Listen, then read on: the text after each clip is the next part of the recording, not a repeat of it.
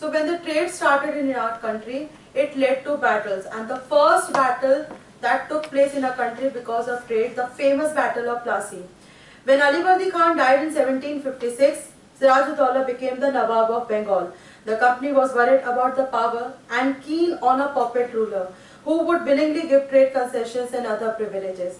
Siraj-ud-Daulah asked the company to stop meddling in the political affairs of his dominion, stop fortification and pay the revenues.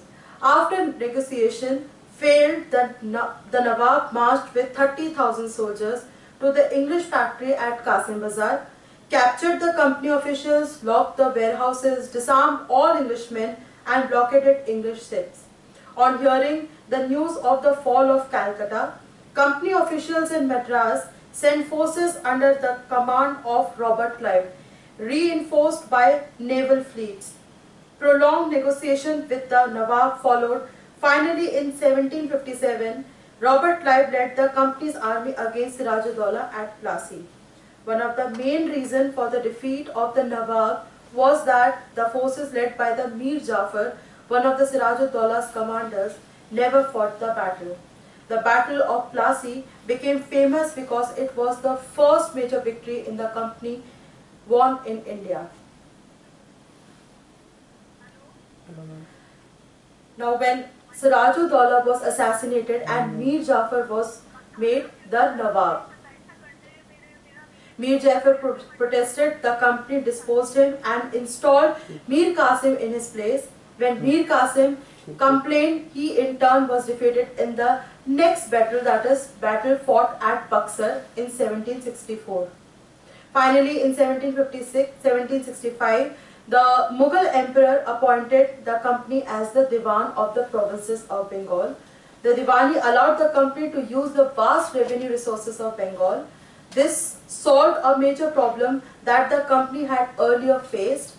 From the early 18th century, its trade with India had expanded. This is Robert Clive. Now, company rules expanded. There were certain measures that were taken by the company to expand the revenue also, to take the money from the people also, and also to expand the territory. The first system that was followed by the company was the subsidiary alliance. Now, according to the terms of this alliance, Indian rulers were not allowed to have their independent armed forces. They were to be protected by the company, but had to pay for the subsidiary forces that the company was supposed to maintain for the purpose of their protection. If the Indian rulers failed to make the payment, then part of their territory was taken away as penalty. The second system that was started by the company was the claim of paramountcy. Now, under Lord Hastings, Governor General from 1813 to 1823, a new policy of paramountcy was initiated. Now, the company claimed that its authority was paramount or supreme, hence its power was greater than that of Indian states. In order to protect its interest, it was justified in annexing or threatening to annex any Indian kingdom. This view continued to guide later British policies as well. The third system that was started was Doctrine of Lapse. Now, the final wave of annexations occurred under Lord Dalhousie, who was the Governor General from 1848 to 1856. He devised a policy that came to be known as Doctrine of Lapse. The doctrine declared that if an Indian ruler died without male heir, his kingdom would lapse, that is, become part of company territory. One kingdom after another was annexed simply by applying this doctrine, like Satara in 1848, Sambalpur in 1850, Udaipur in 1852, Nagpur in 1853 and Jhansi in 1854.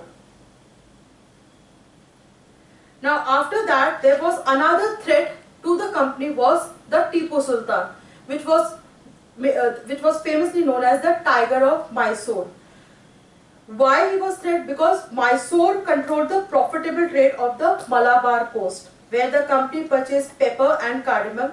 In 1785, Tipu Sultan stopped the export of sandalwood, pepper and cardamom through the ports of his kingdom and disallowed local merchants from trading with the company.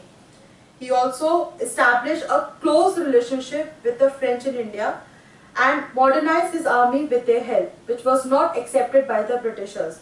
So Britishers became furious and they saw Hyder and Tipu as ambitious, arrogant and dangerous, rulers who had to be controlled and crushed.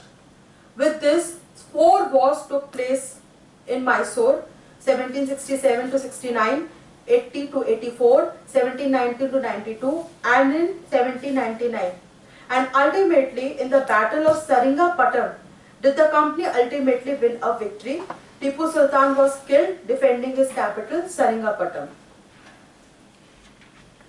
Now after the introducing certain policies to grab the territory of India, they started setting up a new administration in which from 1772 a new system of justice was established. Qazi is a word for court judge. In 1775, 11 Pandits were asked to compile a digest of Hindu laws. Army was strengthened, it was scrutinized.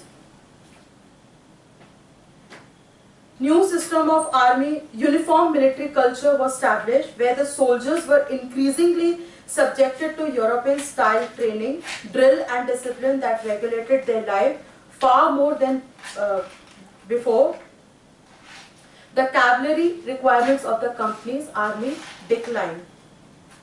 So in this way, thus the East India Company was transformed from a trading company to a territorial colonial power. And by 1857, the company came to exercise direct rule over about 63% of the territory and 78% of the population of the Indian subcontinent. Thank you. This is from my side.